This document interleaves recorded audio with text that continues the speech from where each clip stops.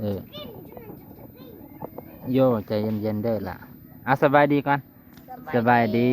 พ่อแม่พี่น้องมาพบกันอีกคลิปต่อไปคลิปต่อมาเนาะหลังจากที่เพิ่นเล่าว่าดินน่ะมีอยู่คนที่จะขายราคา4 ล้านกีบก็ประมาณ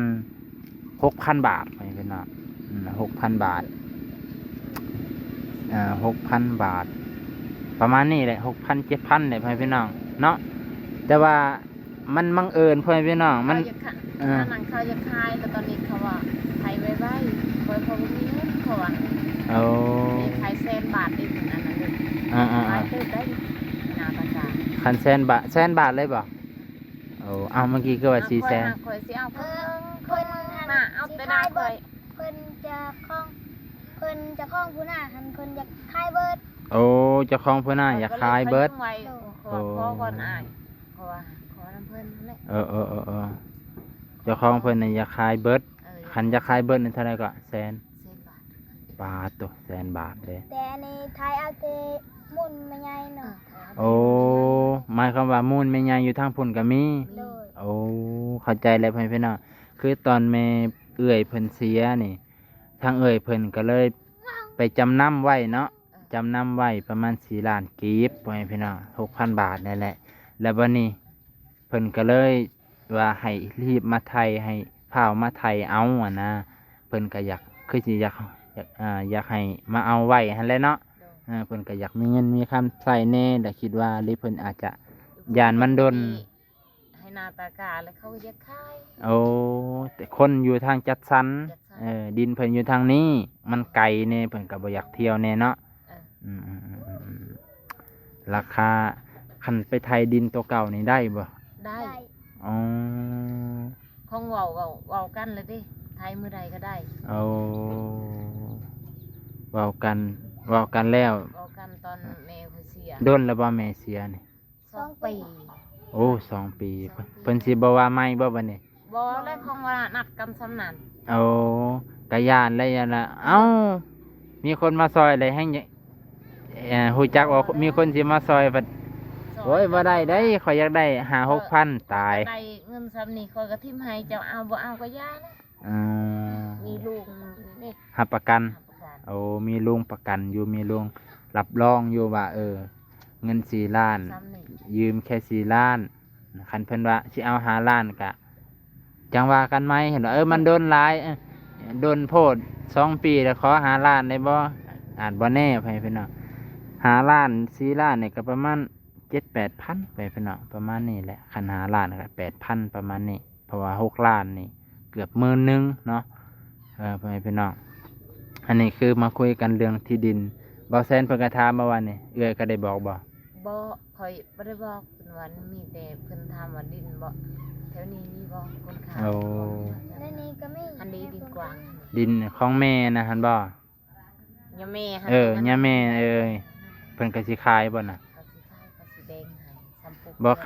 คันเอาอยู่นี่กับเอาอยู่พุ่นเอื้อยสิอยากได้ตัวใดเลือกตัวนั้นค่อยเลือกตัวนั้นเลยแถวนั้นมันมีบ้านคนอยู่บ่มีแต่มันเคยไว้อยู่ดอกมีหน้าให้หน้าตากาอยากได้หน้าความหมายคืออยากได้หน้ากินข้าวกินน้ำอยากได้หน้ากับเพื่อนอยู่เอาสมมุติว่าเพิ่นแค่ไทยให้ที่ดินเก่าได้ซั่นบัดนี้ให้อยู่พุ่นได้บ่ดินเก่าอยู่พุ่นบ่มีดินนาแหละดินนากับบ่ห้ามอยู่แล้วเฮ้ยบ่แนวดินนาเป็นนาแบบนี้บ่มีบ้านคนเลยพ่อแม่พี่น้องดินหน้าซื่อเข้าใจแล้วก็คืออาจจะ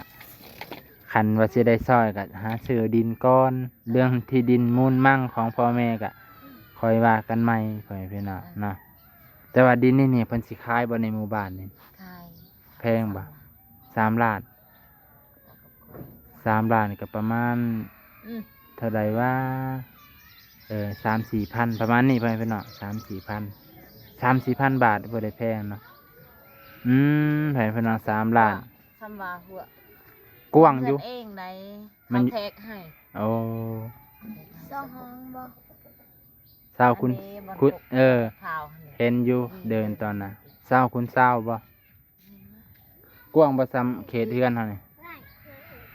ลงแต่เหือยำให้แม่นหมดเดินหลัง เขาสิให้เบิดเลยบ่น่ะ บ่แล้วเขาก็ให้สมปุกเหือน โอ้เขาสิให้ซ้ำปุกเฮือน เราก็ลูกเราหลายคน เออเฮ็ดหยังครับบ่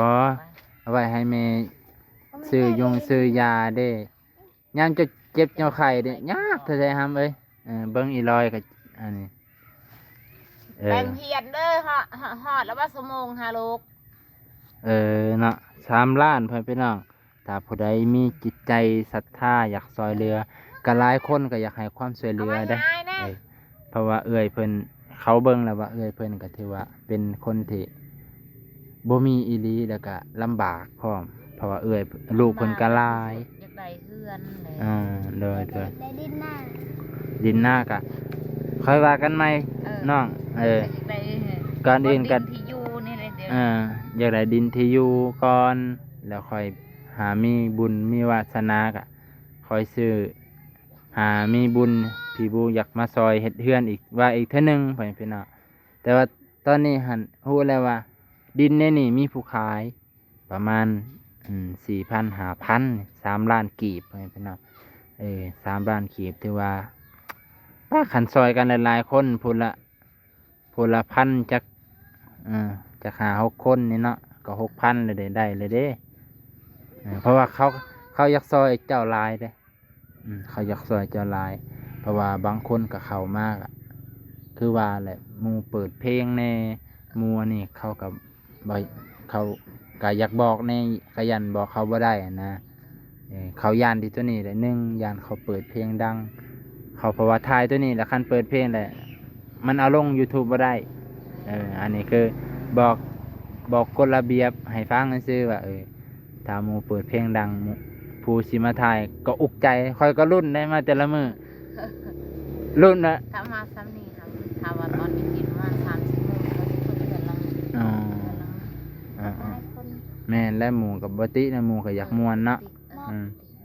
แม่ไอ้ดอกอันนั้ ถ้าน เฮาไปบอกเขาก็ได้อยู่เขาก็พรเขาบ่จักเด้ จังว่าและ เขาบ่ให้ดอก ยานว่า น้อง ไปบอกลูกเพิ่นว้ายหยอก นะเล่นแล้วพี่น้องแต่ว่าที่จริงไผก็เห็นวิดีโอของบ่าวนงบ่เลยหลายๆช่องที่มาถ่ายเขาดิตนเอื้อยหลายดิตนนี่แหละคือยามเจ็บยามไข้บัดนี้สิพาเพิ่นไปโรงหมอมื้อใดคิดว่า สิหารถในบ้าน โอ้รถไถนี่บ่ปาดตัวรถไถไปคันไปฮอดแกงกอกเลยบ่ปาดตัวไกลเติบเด้อพี่น้องไปฮอดแกงกอกแต่ว่าคันรถจักรนี่ก็สิไวอยู่แต่ว่ารถจักรบ่นงก็ย่านบ่ฮอดแกงกอกให้มันวิทย์ฮอดตะแล้วกันซะ มันอีเฒ่าเลยเนาะก็ยามัน เขาไปซื้อไหม มันบ่มีเงินนี่แหละ เอ้าบ่เป็นหยังมานี่ขอบขอบใจขอบพระคุณหลายๆเอ้ยขอบขอบใจเด้อหามเด้อสาธุ